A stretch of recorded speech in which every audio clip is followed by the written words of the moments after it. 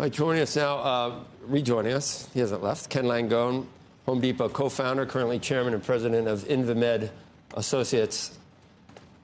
The stock market will open at 9:30, but we talk about everything. So we will talk about the mayoral Mamdani and the mayoral race events. But I want to start with this. You were talking about anti-Semitism. It just made me try to figure out the genesis of how bad it's gotten. And I immediately thought about, I don't want to blame colleges. I don't want to blame Ivy League. I don't want to blame, I don't know where it goes, but some of the blame goes there. A lot of the blame. A lot of the blame.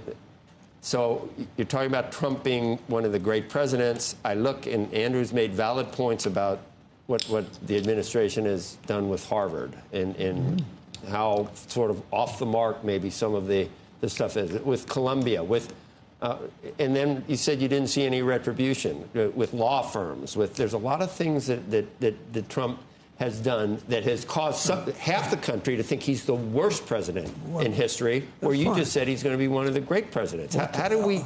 History will dictate that. Retrospectively, you'll make that decision. Has he gone too far with Harvard? Well, let's talk about retribution generally. The most recent famous situation is Brennan and...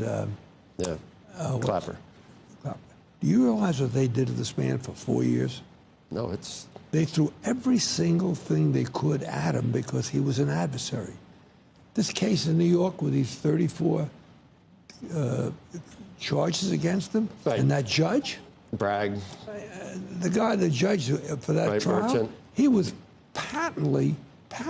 So, but two wrongs don't make a right, though, Ken. No, right? I don't think calling Brennan and Comey in and saying, okay, guys, here you said, in papers that we've now released, here it said you wanted this report in, and you go to Congress and you said, I insisted they not be in. Right. Which is the truth. But get back to, because we're going to get to Mamdani and how we got here. So for decades, universities have hired their own sort of progressive thinkers, and I don't know whether progressive thinkers were anti-Semites all along. Where did that come from? How did? And you look at some of the protests. Where do these tens of thousands of people come from? Understand something. I give credit to the kid or the person that says, "Look, I'm not anti-Semitic. I just don't like what the Jews are doing in Gaza." Okay. Now, when they say that, too many people say, aha, you're anti-Semitic. That's not so, okay? I think you may push back on this, but I think there's merit to saying enough of killing civilians in the Gaza Strip, okay? When is enough enough? Well, I think we've had enough. No, by the way, I think that's and you made it's a fair point. Early on, you made People can point. debate that point. That's okay. a valid issue. The conflation of the two, and then when you get to Mamdani saying, globalize the Intifada, that's when I think... Well, that's the whole point. Look, but I think it's wrong to conclude that somebody's an anti-Semite if they say the Jews are wrong in what they're doing in Gaza. I think they're two totally unrelated things. And I give those people a lot of credit for taking their stand. I think that too much of what's happened in America on campuses has been, rather than education, but indoctrination. I'm right now, in fact, I've got a meeting this afternoon. I'm negotiating with Bucknell. I want to create an institute of free speech at Bucknell. And here's what I want to do. I'll fund it. I want to take a category, economics. I want to get a liberal and I want to get a conservative. I want them to be resident. The one will be resident in the first semester. The other will be resident in the second semester. The kids have to sign up for both courses, and they're going to hear both points of view. Now, here's where I want to pay $500,000 a semester per lector. To get the right person. Oh, boy. Right. You think of the people that will apply that say, hey, how do I get a nice apartment, a driver, secretarial help, transportation back and forth twice or three times in a semester.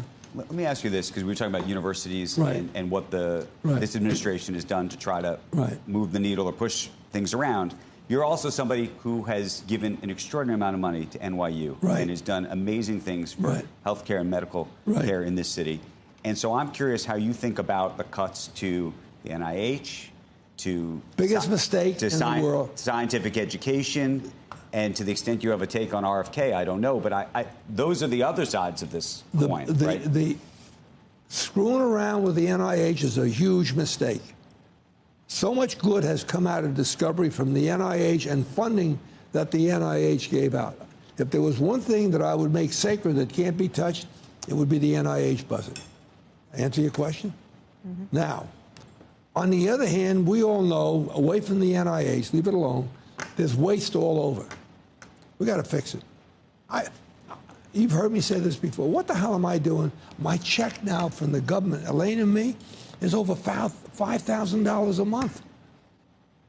We give it to charity, but the point is, what the hell am I getting a nickel for? Right. I won huge. Right. Take it away from me. In fact, this is your Social Security check, you're saying? Yeah, I called Frank Pisichiotto the day he got appointed. Frank, I got your first job for you. Stop sending me checks. I shouldn't get a check.